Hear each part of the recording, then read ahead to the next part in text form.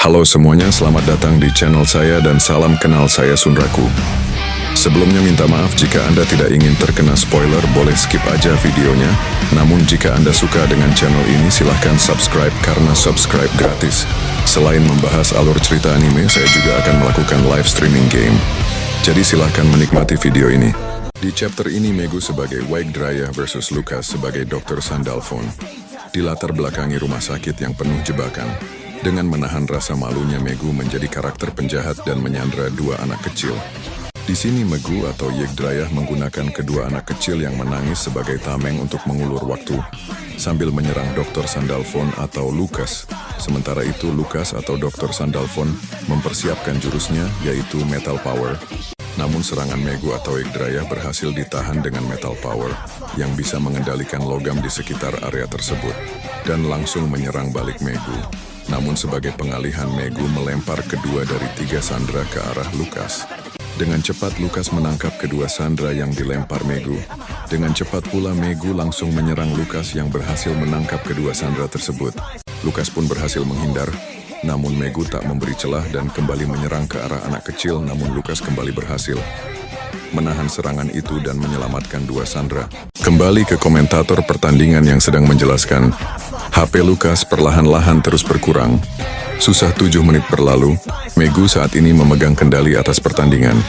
Sementara itu, Megu menyandera para NPC satu demi satu, dan terus melarikan diri tanpa henti, dan lebih dari itu, dia mengamuk di dalam rumah sakit. Ini benar-benar strategi khas seorang penjahat. Yggdrasil adalah karakter egois tanpa moral. Ya, kalau kau tanya aku, itu sangat cocok.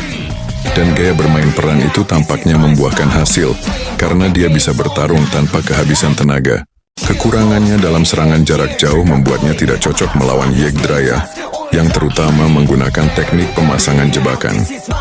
Namun jangkauan efeknya sangat sempit. Selain itu, Dr. Sandalphon adalah pahlawan yang bertarung menggunakan terminal berbentuk ponsel untuk memperkuat kekuatan psikokinetiknya. Tapi kecurigaan para NPC terhadap sang pahlawan akan mengurangi akumulasi pengukur kekuatannya. Itu karena jika sang pahlawan menyerang para sandera, pengukur kekuatannya tidak hanya akan meningkat. Dan perbincangan Sunraku dengan Pencilgon. Ya, kau memainkan peran penjahat seperti yang sudah kuajarkan padamu. Strategi penyanderaan ini ternyata lebih efektif dari yang kuduga. Tapi jangan lengah, Megu. Sekilas permainan ini tampak lebih menguntungkan bagi para penjahat yang bisa bertindak semaunya. Namun permainan ini diatur sedemikian rupa sehingga para pahlawan memiliki keuntungan di tahap-tahap selanjutnya. Di sini Megu menduga apabila dia mengamuk, maka Megu tak akan mendapatkan NPC di sekitar ruangan tersebut. Namun di sini Dr. Sandalphon kembali menemukan Megu yang sedang membawa sandera. Untuk sementara waktu, kemampuan fisiknya meningkat secara drastis. Dr. Sandalphon sedang mengaktifkan teknik pamungkasnya di sini. Dia akan menggunakan seluruh energinya untuk serangan super mematikan. Dr. Sandalphon menerjang, menerkam, melaju dengan kecepatan penuh menuju Megu yang sedang membawa sandera. Boom! Dia menargetkan pertarungan jarak dekat. Hanya tersisa 5 menit lagi, dan aku sudah menciptakan celah HP sampai sekarang. Bertarung pada jarak sedekat ini tidak menguntungkan bagiku. Namun, jika aku bisa mendorongnya menjauh dengan teknik pamungkasku, itu tidak akan jadi masalah.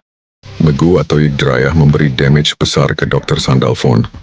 Dan time up, dan waktunya habis. Berdasarkan sisa HP, Megu memenangkan ronde pertama. Sementara itu, kalau aku bisa mengisi pengukur tenagaku untuk ronde ketiga, itu akan baik-baik saja. Di ronde berikutnya, aku akan terus menghindari sampai batas waktu berakhir. Tidak apa-apa kalau kalah di akhir. Baik, tujuan tercapai, aku berhasil mendapatkan waktu penuh 10 menit. Megu menjadi pemenang di ronde pertama yang luar biasa. Baiklah, begitu ya. Pertarungan seperti apa yang akan ditunjukkan kedua pemain di ronde kedua? Ayo kita mulai. Jadi, menurutmu bagaimana? Sekilas terlihat berjalan dengan baik, tapi ya, ada sesuatu yang terasa aneh. Kau pikir Megu menyadarinya? Megu, aku tidak bodoh. Aku tahu. Megu telah menyandera seorang NPC lagi sebagai tameng manusia untuk mempelajari gerakanku. Ronde pertama adalah kemenanganku, tapi dia memberikannya padaku agar aku punya kesempatan. Kurasa dia akan menggunakan cambukan tangan kirinya dari posisi rendah. Aku juga sudah melakukannya. Tapi soal mempelajari lawanmu, prioritas utamanya adalah membebaskan Sandera. Pada saat itu aku akan melakukan serangan balasan. Hubungan antara NPC dan indikator yang tidak ada di judul sebelumnya. Dia memberikan nilai tinggi. Pada hal itu, tebakanku benar. Apakah dia berencana menyelamatkan anak itu begitu aku kehilangan keseimbangan? Kalau begitu, aku akan mencoba mencengkeram dari posisi bawah dan... foot sweep. Aneh sekali. Wah, maafkan aku. Aku merasa seperti membiarkan kepalamu tanpa perhatian.